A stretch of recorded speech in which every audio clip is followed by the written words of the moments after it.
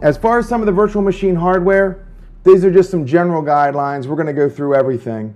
All right. The CPU, you cannot exceed the number that's in the host. Okay, so if I create a virtual machine and I give it 4 CPUs, and then I were to try to migrate, vMotion that to a host that only has 2 cores, maybe just a dual core processor or something, it's going to fail. You can't do it. You cannot have a virtual machine that has more processors than the host that it's running on. That we cannot virtualize. We said earlier you can have more memory. You can give it more hard drive storage if you're doing the thin provisioning. Okay? You can give it you can oversubscribe memory, you can oversubscribe storage, you cannot oversubscribe CPU. Okay? Because again, the CPU is really not being virtualized. We're passing the instructions directly through to the CPU. If we were virtualizing the CPU, we would have another name for that. And that's called simulation, right? Like if you run, just as an example, GNS3, for example. If anybody's familiar with that, to simulate a Cisco router on an Intel-based processor, it's simulating a different processor. That is not what we're doing here. Very, very important that you understand that. When you simulate a processor, okay, and by the way, I'm a little old school, so I have one of my favorites. I have something called Amiga Forever, which is actually an Amiga emulator for the PC, which is sort of fun. So I can go back and, play, all my old games when I need to, But anyway, when you're simulating something, that means that you're translating the instructions as they go through. You're making it look like a Motorola CPU when it's really an Intel CPU or something like that. So the real issue is simulation. When you're translating like that, that takes a performance hit. That takes work. We're not doing that. We are passing the instructions from the virtual machine directly to the CPU. Question came in here related to this. Is it only during peak CPU performance that a VM fails in case we oversubscribe? No. Let me make sure, let me be a little clearer on what I'm saying. You create a virtual machine. When you create the virtual machine, you create it on a host that has, we'll say that host has 4 quad-core processors. So it physically has 16 cores. So I create a virtual machine and I give it 4 cores. I'm going to run some application in that virtual machine that will benefit from multiple processors. And please make sure that's the case, by the way. Don't add CPUs to a virtual machine unless they're actually going to benefit from it. So you have to look at the applications that are going to be run in that virtual machine. But what we mean is, now that that virtual machine is created and it has 4 CPUs in it, you cannot take that virtual machine and move it to another host that only has physically 2 cores. Okay, you cannot have more cores in a virtual machine than the host that it's running on. So that has nothing to do with whether it's, peak performance or anything like that. It just has to do with flat out just raw numbers. You just can't do it. If I had tried to create that virtual machine on that host, it wouldn't have even let me do it. In fact, I gotta look and see what I actually have set up at the moment here. Let me look at something real quick. So let's look at our one. Think this has 4 cores. These are just small servers. Yeah, so this one has 4 CPUs. Okay, so if we expand this, I think it's a single quad core, but it's hyper-threading. So it actually has 8 logical processors on it. So that means that if I right-click here and I say new virtual machine, and we're not going to go through this whole thing right now. We're going to go through it step by step, don't worry. Okay, and I hit next, and I say, you know, blah, blah, blah, who cares, next, don't care, fine, fine. I'm going to go through this step by step, don't worry. But under virtual hardware, if I go to CPU, notice I can put up to 8 CPUs on it. That's because the host I'm creating it on has 8 CPUs. But if I cancel this, and I go to one of these, I think these guys have 2. Yeah, logical processors 2. If I try to create a virtual machine here, yeah, if I don't click right past it 40 times,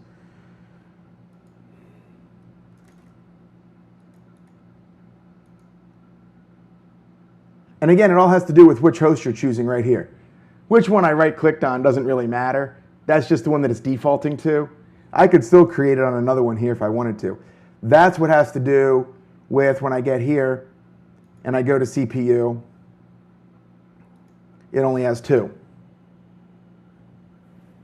So if I were to create that virtual machine, and we can mess with this later even, right? Because we're going to get to vMotion, of course. If I create this VM on the other host and I give it 4, and then I try to move it to this one, I'm going to get a great big no. When I do a vMotion, it's got something, again, it's not an official name that I've ever seen, but me and most other people I've ever talked to like to call it the pre-flight checklist. Before the virtual machine flies to the other host, it has to go through this checklist of compatibility. And one of those would definitely be the number of cores. And it would just flat out tell me, no, you can't vMotion that. In fact, you know what? As we get into modify virtual machines, we'll do it. We'll take 2K81 and we'll give it 4 CPUs, and then we'll try to vMotion it later. So we'll mess with this as we go today. We'll have fun with it. That's what we're here for, having fun. Now I mentioned this earlier. As far as a chipset goes, this doesn't really become all that important in most cases, but I did want to throw it in here. We are going to be simulating a VMware proprietary motherboard. It is based on some very popular chipsets out there. So, you know, the North Bridge, the South Bridge, all of those chips and stuff, they're all Intel chips and so on. If you really want the detail, of course, VMware does post the chipsets that it's based on. But used to be, VMware actually picked a motherboard that was out on the market at the time, and they actually simulated that exact motherboard. They don't do that anymore. They just sort of simulate the popular chipsets at the time. So, you know, the I/O controller and all that kind of stuff are all based on rather common chipsets. The CD, DVD drive can be really one of 3 things. This can be your client device, so you can, as you're in the web interface or the legacy client, you can actually map the CD-ROM in the virtual machine to the CD-ROM in your workstation. That way you can have the drive local to you. It can also, of course, actually use the CPU, the CD-ROM on the, I'm still stuck back on CPU. It can actually use the CD, DVD drive connected to the host itself, the physical host, okay? Or it can be, and this is the one I use all the time, the data store ISO. I don't like actually using physical disks anymore. Very rarely do I use a physical disk. So I'll just take the ISO of whatever operating system it is I'm going to install in a virtual machine, and I will just copy it up to my data store. And then I just point to a data store ISO for the CD-ROM drive. This is a good question here. When provisioning a VM, is giving 2 CPUs with single cores the same as giving 1 CPU with 2 cores, as both will ultimately have 2 cores? Is there a benefit either way? I am not aware of any difference in doing those 2 things, because either way, like you said, that virtual machine is going to end up with 2 CPUs either way. I'm not actually sure. Did you actually just see that on our... Let me look at something here real quick. I don't believe, I could be wrong here.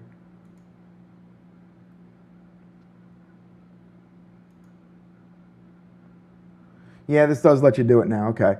That used to be a workstation only feature. But this, the ESX, I wasn't positive of ESX. I just always add the number of CPUs.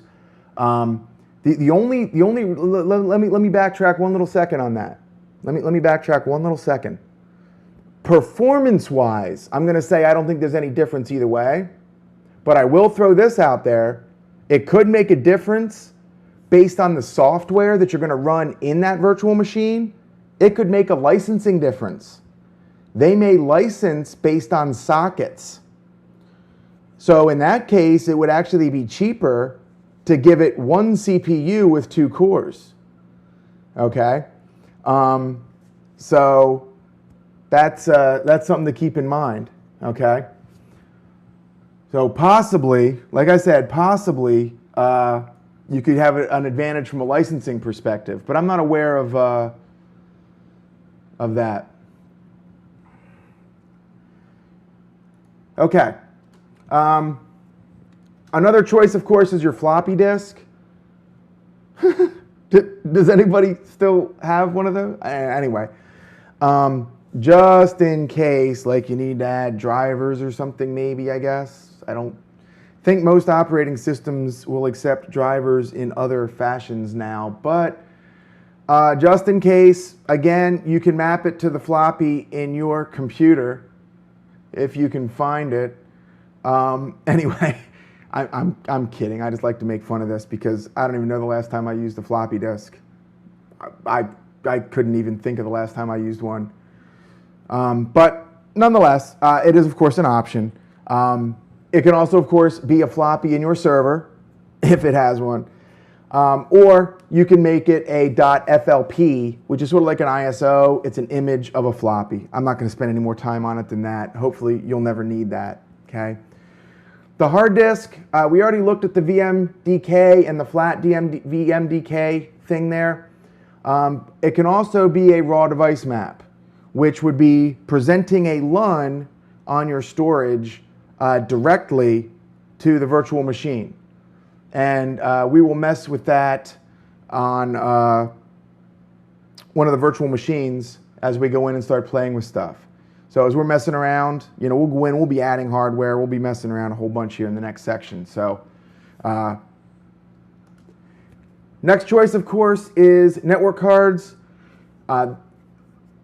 If your virtual machine is coming from older hardware, so if it has an old version 8, version 7, something like that, we do still support the old network cards.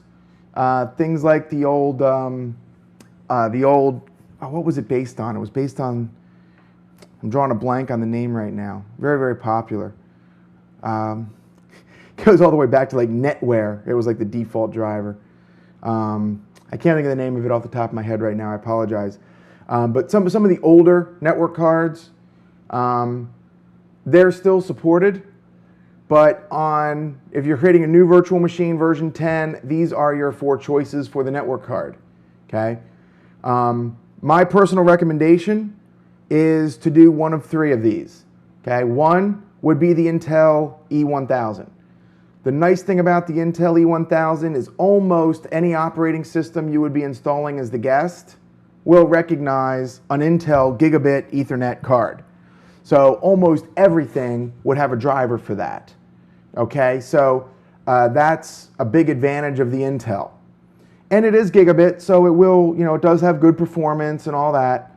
The VMX-Net 2 Enhanced is an older card, so I don't know why you would use that as opposed to VMX-Net 3 since it's sitting right there anyway. So I would not use it unless, of course, you need backwards compatibility with an older host or an older version of VMware Workstation because you move this machine around or something. If it's going to stay in your ESXi environment running, I think 3 came out in 5, I believe, ESXi 5. But the VMX-Net 3 driver has a lot of advantages to it. It supports, TCP offload. It supports jumbo frames. It supports Basically just understands the concept of network virtualization better. You know, the Intel drivers weren't written with virtualization in mind. The VMX Net drivers were. So my recommendation for production would be either the VMX Net 3 driver, or if your hardware supports it, and this is again more of a networking topic, and we didn't really go over it in the networking course either because it's very, very hardware specific, but the SR IOV pass-through is a way of letting the virtual machine pass traffic directly through to a network card that supports SR-IOV. Your motherboard has to support SR-IOV, your network card has to support SR-IOV, but then we can allow a direct hardware pass-through to the network card. So that would of course be the highest performer, but it's also hardware specific. So for most things, you're probably going to be at the VMX Net 3, okay? The thing with the VMX Net 3 is to get the drivers, you do have to install VMware Tools in the guest operating system. Not all guest operating systems support VMware Tools. So then if that's the case, I would fall back to the Intel if it were me, okay? Some quick examples, because I do obviously, I do a lot with Cisco. Cisco has a lot of stuff out there right now you can mess with. They have the CSR 1000V. They have, if you're learning all of this because you're working in a UCS environment and you haven't seen it, there's something else out there called the UCS simulator. It is a virtual machine that boots up and lets you do everything in UCS Manager. So you can practice, play around with UCS Manager, learn it. You can do everything except, of course, actually deploy a service profile onto a piece of hardware because there actually is no hardware. You can't actually boot up a blade because there's no blade. But you can get like right to the edge of doing everything, okay? But a lot of those things, the CSR 1000V and that simulation, they don't support VMware Tools. They're not installed. I mean, technically it's based on a Linux kernel. So I guess if you really wanted to hack around, you could probably get the Linux tools installed in it. But for little stuff like that, I don't really worry about it. As long as the bulk, the majority of your virtual machines are running VMware Tools, you'll still get the advantages of the memory management that I was talking about before. And like I said, the Intel E1000 is a good performer, and certainly for any of those simulated devices that we're just messing around with in a lab, it's fine for performance, okay? So those are your choices there, okay?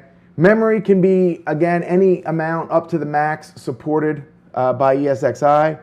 So that really depends on your environment there and version. SCSI controller, okay?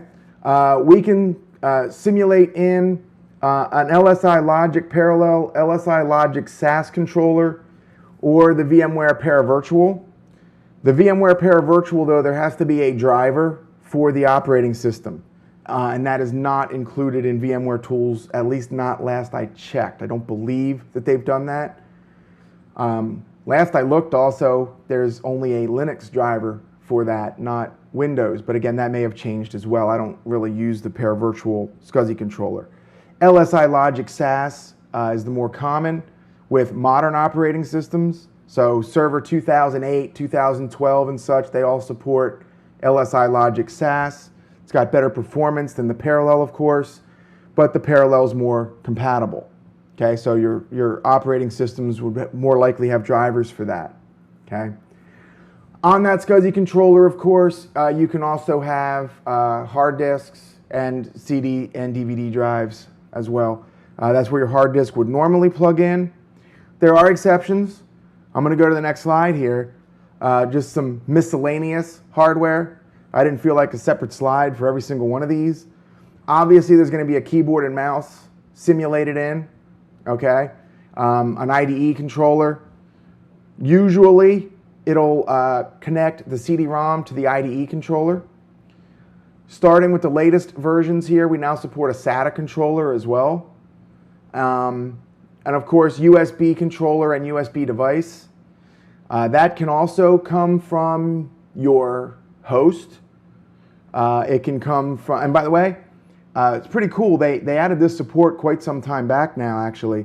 If you put a USB device in one of your physical hosts and you attach that USB device to a virtual machine, you can still vMotion that virtual machine to another host and it'll stay connected to that USB device, which is pretty cool.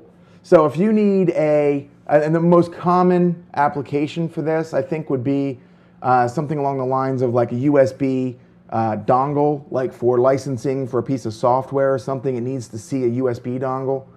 I think that would be the most common usage here.